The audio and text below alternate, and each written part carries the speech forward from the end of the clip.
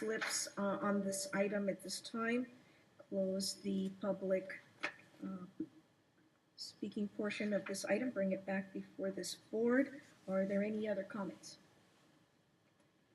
Supervisor Metsuko. You have a concern if the if an employee group agrees to a reduction in a pension benefit, and then later on the board wanted to, as part of a new contract, restore that in exchange maybe for something else, then would this preclude the board from doing that? That my question, I guess, would be to council, unless there was an election. Eventually, if, I'm trying to follow your fact situation, but if employees had, let's say, X compensation amount, and they would vote to reduce that amount because the county's budgetary reasons or whatever, and then your question is, if they then wanted to increase their compensation at some future point, would that affect their pensions, and would that be termed an increase under this measure?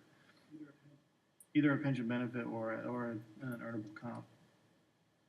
Yeah, and that's something we will consider as we're drafting this initiative. If we're given direction to do that, it shouldn't, in the sense that your highest 12 months of compensation is what earnable compensation is based on.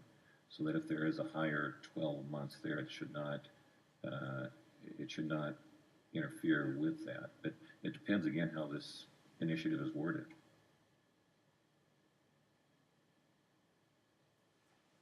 Other comments?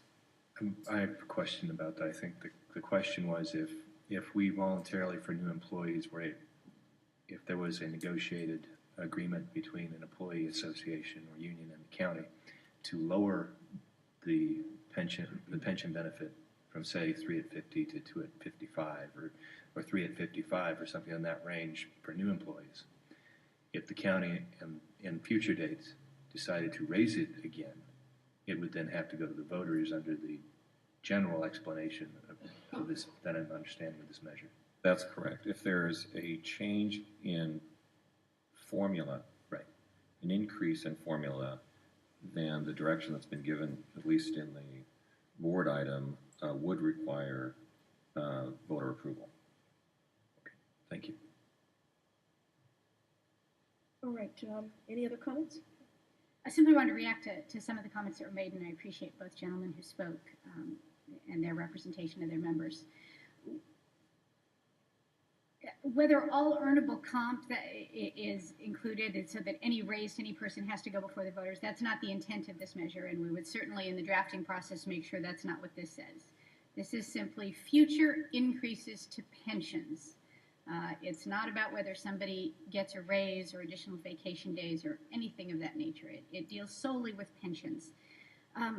Look, politicians come and go. You see different faces appear all the time.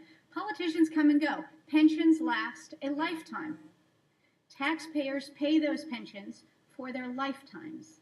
Taxpayers in this county deserve, just as they have now in Orange and Riverside and San Francisco and parts of San Diego, to have a say in whether they want to pay more in their lifetimes for their public employees' pensions.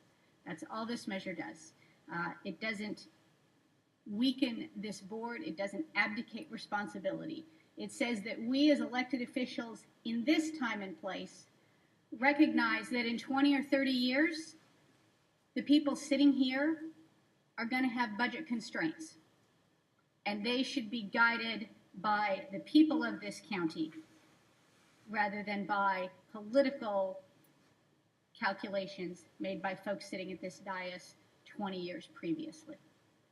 Pensions last a lifetime, and our taxpayers and our voters should have a say in whether that obligation increases at some point in the future. Thank you. Any other comments?